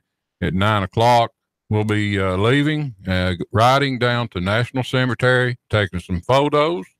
Then afterwards, we'll take a short ride down through North Georgia mountains, returning back to the church to have lunch. We're having barbecue, hamburgers, hot dogs. And we'll be doing auctions, door prizes, and now, the ride is not by car. No, that's a motorcycle ride. Okay, I don't think I said that. Well, on radio they can't see, but also we do provide. The church provides a small bus for those. We have some veterans that don't ride. that like to go down there and be part of our. Matter of fact, most of our members in our organization, which is a nonprofit group, don't own or ride a motorcycle. And it's not a requirement to be a veteran to be part of our group. We're just looking for people that want to help veterans. But at any rate, we'll be returning to the church for lunch. We'll do auctions. We have several items, as well as door prizes. We're going to have gospel singing from 1 to 3. And it's just something we try to have activities that where several different interests will be, interested in coming. Well, you're trying to raise funds for whom? Well, the Ringgold Cross and Flag Fund, anybody that's familiar with this, twice a year, the city of Ringgold, and it's not actually done by the city, but they put out crosses and flags for all the veterans that have passed. And they've gotten so many, they go beyond the city limits now. They do it twice a year. And we give some money to help replace flags and crosses as needed. We give to the wreaths across America during the Christmas holidays. This organization places wreaths at all the different national cemeteries. And then also the Fisher House. Most people have not heard of the Fisher House. The best way I know to describe it is to say it is a Ronald McDonald House to the VA hospitals. The closest one is in Murfreesboro, Tennessee. We donate. This is something that, well, I'll give you an example. We had one of our members to have to go to the VA hospital. He lived in Benton, Tennessee. His wife got to stay there at the Fisher House next to the VA hospital in Murfreesboro, Tennessee, and it did not cost her a penny to stay there. So this is a good organization. They're helpful. And then, of course, we do things to help local veterans, like where the VA may have dropped a ball, wheelchair ramps, handrails, and say like a shower stall. We've done some painting, repair steps, a wide variety of things that we're able to do. We're a small organization, and we try to do what we can and raise what money we can. Well, how is it you got involved in it, Gary Reeves, not being a veteran yourself? Well, the co-founder, James White, he was also a truck driver till he retired, taught me into riding up to Washington, D.C. Memorial Day weekend when they have the ride to the wall that Rolling Thunder does. And I saw the effect at the Vietnam Memorial Wall that it has on so many veterans as well as James. And I thought to myself, we ought to do something locally because not everybody is going to go to Washington, D.C. every year. And then I got to thinking, why not do something that'll raise money to help the veterans, not just remembrance? And James said, well, that's a good idea. He'd do whatever he could to help me get it organized. And that's where it started from. And what kind of budget do you have in the donor area of your group? What kind of budget are you shooting for? What kind of dollar amount are you trying to raise? And what kind of dollar amount? We don't have a target. We don't have a target dollar amount. We just basically whatever anybody, all the activities that we do is free. We ask for donations. The only thing that we charge for, of course, will be the barbecue plates or the hamburgers and hot dogs, which they'll buy. A barbecue plate is $8 with 2 sides, a dessert, and drink. Hamburger and a hot dog, $4 with chips, or 2 hot dogs with chips, be $4. And everything is else is we just ask for donations. There's no set dollar amount. So we're asking you to think ahead, and that's Saturday the 6th of October. That's 3 Saturdays out. Right. Right. So we're just getting the word out here with Gary Reeves. So again, that's the 5th annual Tennessee Valley Veterans Benefit Ride dedicated to those who serve, and the ride is motorcycles. It is a something of interest. Well, Gary, thank you very much for talking with my listener and me. Well, thank you for having me on, David. We've been talking with Gary Reeves, and do put that in your calendar for something on a Saturday. And whether you are a veteran or not, maybe you have children who might want to meet some old soldiers, maybe hear a story or hear a narrative. I remember when I was a young boy, my dad would bring engineers and people to the house for dinner. And one we liked to hear from was a tanker in World War II. We always heard stories about his tank days. I think he was in a M24 Chaffee light tank in World War II. And so I was a writer at the time. I was always gathering material for my novels and stories. And so I enjoyed hearing the veterans we had come in the house. So that's something you can do And again, the day is October 6th, so that's 3 Saturdays out. The first Saturday in November. Give me a call. The number is 800-8949, 800-8949.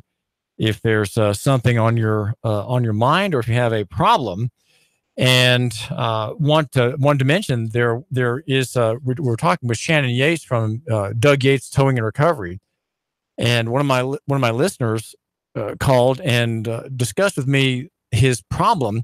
He apparently had his car stolen, and had the car learned from the Tennessee Highway Patrol that the car had been recovered, and then the car is in the Yates impound lot. So there's a kind of a little argument perhaps over that car, and Shannon Yates says, well, the man with whom they've already had some conversation should just talk with him, and we'll settle up, and it'll all be happy on both sides. So that's what we try to do here on the David Tula Show. When people call me, I say, well, what can I do to help you?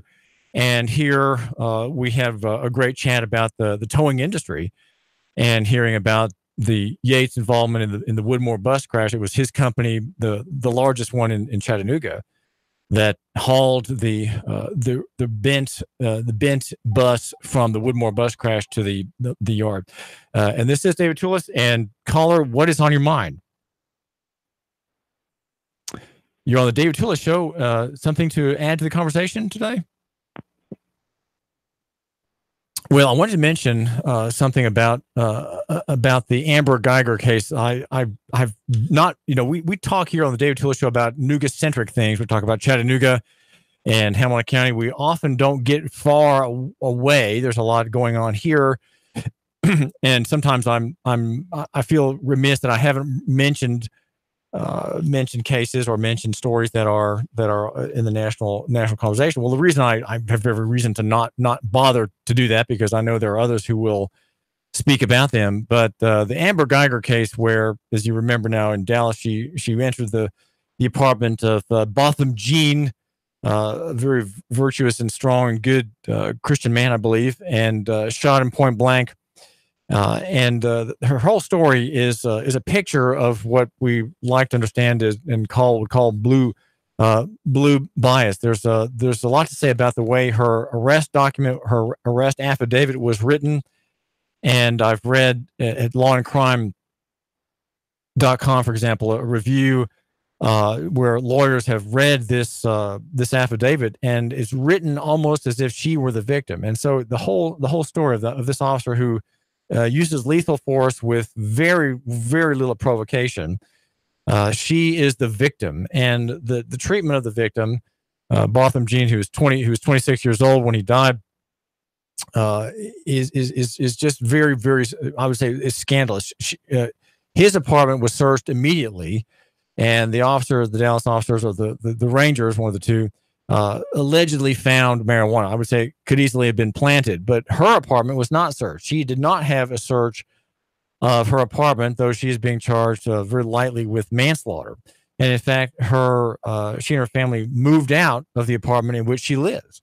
So you have a potential crime scene, which would have evidence of her motives or customs or her way of living that would be relevant in a criminal matter. It's just made to disappear. His was searched immediately, and hers was not. She's not being charged with murder, but with manslaughter, and she's out. And there are people who are protesting her killing of this man, who's a man of African American descent, black man. There are 9 of them who are still in jail, according to John Vibes, writing at thefreethoughtproject.com. There's a quote from Lee Merritt, the attorney for the Botham Jean family. He says, the officer responsible for the completely unjustifiable shooting death of O'Shea Terry has been returned to light duty and has faced no criminal charge whatsoever. This is another case. I'm sorry, there are two cases in this narrative.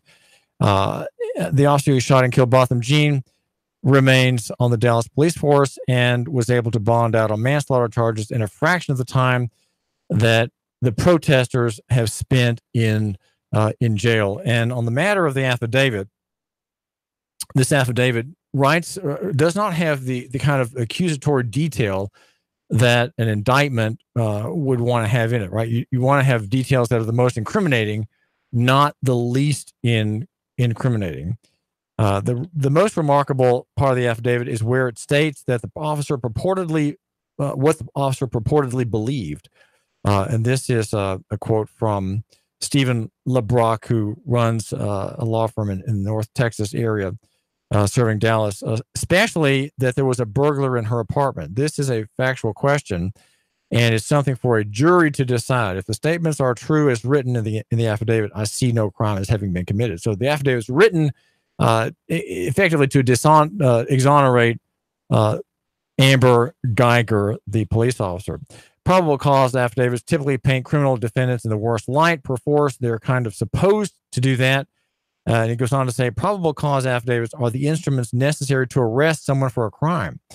Typically, they are conclusory statements, many times unsupported, written against the accused to secure a warrant for the arrest. The affidavit in this case is written such that one would question why a warrant was even issued. The author of the affidavit writes a story indicating it was a complete mistake, and even concludes what the officer subjectively thought, albeit it is stated as facts of the case. So it's supposed to be negative, but it is a justifying document. The Texas Ranger's affidavit appeared to justify the defendant's actions and empathize with her confusion. The affidavit states the defendant's position as a police officer references the confusion that could arise with the apartment's floor plan, and rationalizes why the defendant believed she was on the right floor when entering the apartment. These facts aligned closer with justification for the defendant than an unbiased recitation of the facts. There's another attorney here, Hall, who says, as a criminal defense attorney, I like the affidavit because of its understanding nature of the defendant's actions. However, my issues with this affidavit exist because these kindly written words do not occur on the normal defendant's affidavit. It appears that this affidavit was carefully constructed to protect this police officer. Had this been one of my or any other defense attorney's indigent minority clients, I guarantee the wording of the affidavit would have been different. And so my concern is that we have people who are not held to the same standard as everybody else. The same is occurring today in Nashville. There is the killing of Martavius Banks, shot multiple times. This happened Monday, and it's reported at the Memphis Commercial Appeal and WREG on Tuesday that the cops turned off the key cop in the shooting turned off his camera before pulling the trigger, and so we have no, as they say, no transparency. Officers approached the vehicle and requested an ID, according to the chief, who spoke before cameras. ID and insurance information from the driver. The driver advised that he did not have either. Again, another black person without proper papers. The driver then began reaching downward when the officer advised that he saw a gun inside the vehicle. The driver then fled the scene, striking a curb. Officers followed the suspect when the second traffic stop was initiated at 1258 Gill in Memphis. David Toulis, Nuke Radio. I do thank you for tuning into my program. See you tomorrow. 3, 2, 1. Chattanooga Radio. Digital FM 95.3 HD4. 92.7 FM's news now. Dalton police say an unidentified man used stolen credit cards to rack up hundreds of dollars in charges at stores in Fort O. Reports say the credit cards were stolen out of vehicles parked at a soccer complex back in April. Suspect is described as an African-American male with a beard wearing a Nike athletic shirt at the last time the cards were used. If you have any info, call the police. A traffic stop yielded a massive haul of drugs. Etowah police officer Jason Russell responding to a call of a suspicious vehicle early yesterday. Reports say police recovered almost 5 pounds of meth from the scene. One person arrested. And Chattanooga police believe they know who shot a man on Wheeler Avenue. 31-year-old Tavares Walker was found shot multiple times September the 9th. Darius Woods arrested and shipped off to the Hamilton County Jail. He's charged with attempted first-degree murder, aggravated assault, and a gun charge. Val St. John for Nuga Radio, News Talk 92.7, Action News now. Sean Hannity, weekday afternoons from 3 to 6 p.m. on Nuga Radio 92.7 FM. Nuga Radio 92.7. Nuga Radio, Chattanooga weather. Expect mostly sunny and hot weather out there for your afternoon. High soaring into the lower 90s. Tonight, fair. Lows upper 60s to near 70. Continued hot, mainly dry on Friday. Highs up around 90 with a few widely scattered afternoon showers and storms moving back in Saturday. For lunch or dinner, come to Guthrie's. Home of the original golden fried delicious chicken finger with their special world-famous sauce. Open daily. Locations in Trenton, Signal Mountain, and Ringgold. Go get Guthrie's. It's always good. And I'm Sorgene 12 Chief Meteorologist Patrick Report. Nuga Radio 92.7. My ex recently hacked my email and my social media, and it really caused me some problems. I changed all my passwords, which helped, but I'm still getting trolled, maybe even stalked. I know it's him. I just can't prove it. My business, well, it's been broken into twice already. I've got cameras, but that only helps after the fact. I'd rather prevent it from happening in the first place. Unity One East is your solution to these and many other security concerns.